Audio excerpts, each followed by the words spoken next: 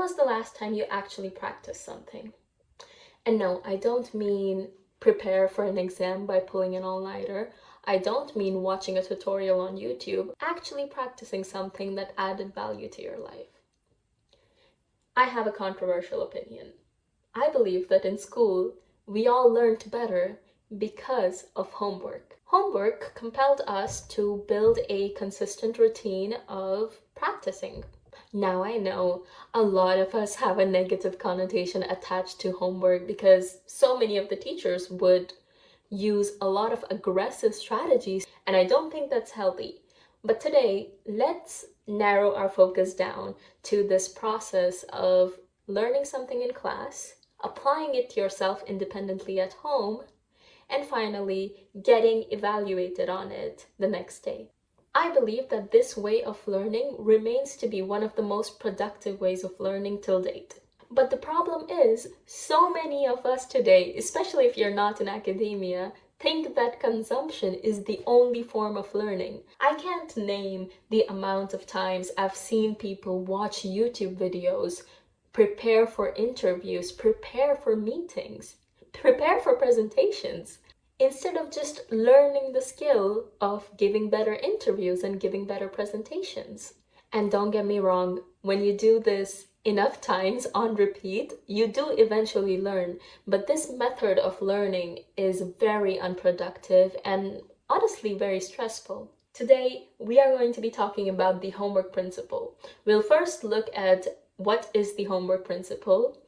Then we're going to be talking about why do adults stop learning and how you can use this homework principle in your adult life to rebuild the system that made you smart in the first place. Let's talk about what is the homework principle. The homework principle is essentially an extension of the feedback loop. Now, if you don't know what a feedback loop is employed by a lot of businesses to do their tasks.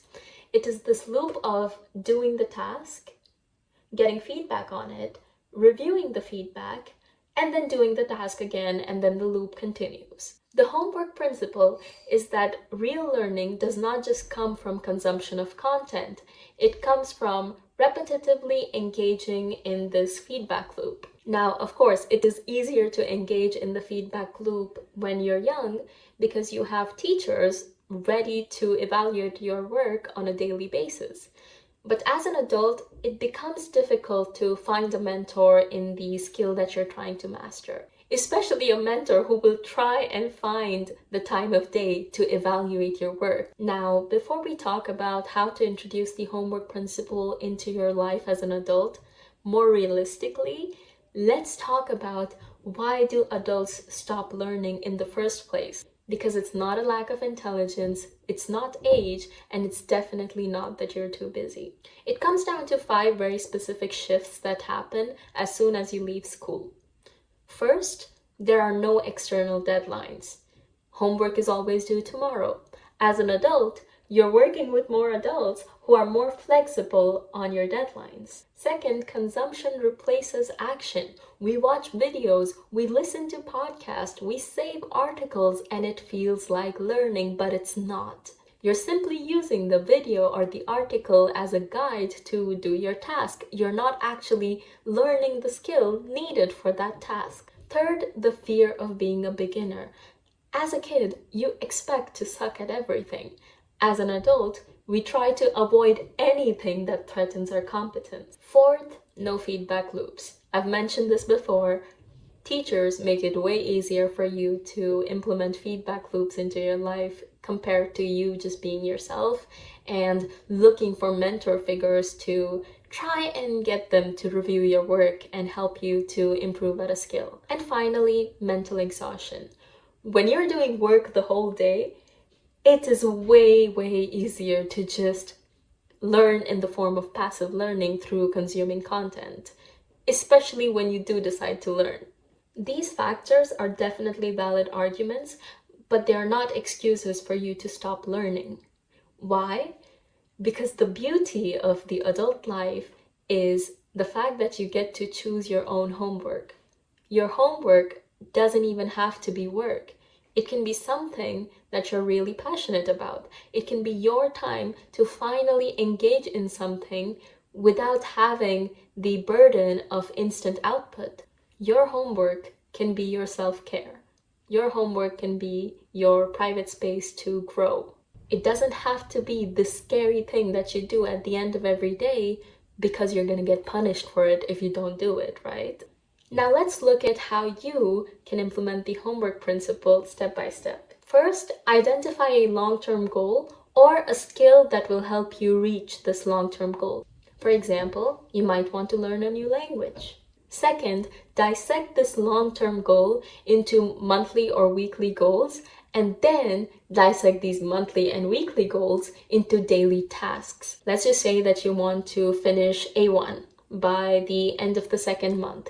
You might want to do A1.1 in the first month, A1.2 in the second month. Then you break this down into daily tasks such as practice vocabulary, write down a paragraph, write down a conversation. Now take a good look at these daily tasks and decide on how much time would you need to complete each of these tasks. Third, integrate this task into either your morning routine or your evening routine. And this is a great tip for any daily habit that you want to adopt. It is great to include them in your morning routines or your evening routines because the one thing that we know for sure is that we're gonna get up and we're gonna go to bed. So might as well tailor your daily habits around this time. That is exactly why you see people going to the gym either in the morning or in the evening. You rarely see anybody going to the gym in the afternoon, right? Now, it is completely up to you and your energy levels to include these daily tasks into your morning or evening routine. I personally prefer the mornings because I like to keep my evenings for more low effort tasks or more relaxing tasks like meditation or maybe tidying up my room. But that's just me. You can do whatever you want. It's all up to you and your own energy levels. And most importantly, when you feel productive throughout the day, when would you perform the best? Now, this daily task is your homework. And remember, homework is always output-based, not consumption-based. Your teacher is never going to ask you to just watch a YouTube video. She might ask you to watch a video and then write a summary on it. This is what output-based learning looks like. If we continue that example of you learning a new language, you might listen to a podcast where the speakers are talking in the language you want to adopt, and then try to recreate their conversation. Try to maybe talk to a camera or record yourself talking like the podcasters are. Or if you watch a YouTube video on how to introduce yourself in this language, you might write a 100-word introduction yourself. Fourth, recreate the feedback loop. Now that you've watched your content and you've produced your work, it is time to get feedback on it. The easiest way to do this is with AI. I've talked about this in my first video. The most productive use of AI is when you use it for feedback against a set of criteria. Send that paragraph into ChatGPT. Ask it to judge your language as a beginner.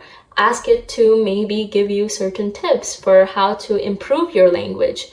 Not to a C1 level, but maybe a proper A2. This is also super effective because the feedback is almost instantaneous, right? You don't even have to wait till the next day for you to implement this feedback and close that feedback loop. Also, if you feel stuck, you can ask AI for very specific suggestions, and if it helps, you can also ask it to redo the assignment in case you get a bit too lost. Finally, do a monthly reflection to see how far you've come. In the first step, we talked about breaking down your long-term goals into monthly goals and then breaking those down into your daily tasks. Now is the time you check in if your daily tasks are actually helping you meet your monthly goals and thereby your long-term goals. Because you can be assured that if your daily tasks are not meeting your monthly goals, they are not going to help you reach your long-term goals eventually as well. And this is a completely optional tip, but you can also have exam sessions where you dedicate a particular amount of time just to test everything that you've learned throughout the month. Of course, this completely depends upon how serious you are about mastering a skill and how quickly you want to do it. But I believe that if you have exam sessions, you have more quantitative representation of how fast you're learning, and you can use this to maybe speed things up and challenge yourself more with the tasks that you're gonna set for the next month, right? Continuing from our language learning example, your exam can be literal exams downloaded from the internet for A1 level or whatever level you're trying to achieve for that particular month. And that is it for today's video. I hope you guys enjoyed watching it just as much as I enjoyed making it. And on a closing note, always stay conscious of the skills that are necessary for your future self to excel. We always get too lost in the bigger picture and fail to condense our goals into more bite-sized pieces. And I hope that this video helped you do exactly that. Thank you so much for watching. I'll see you next time. Bye-bye.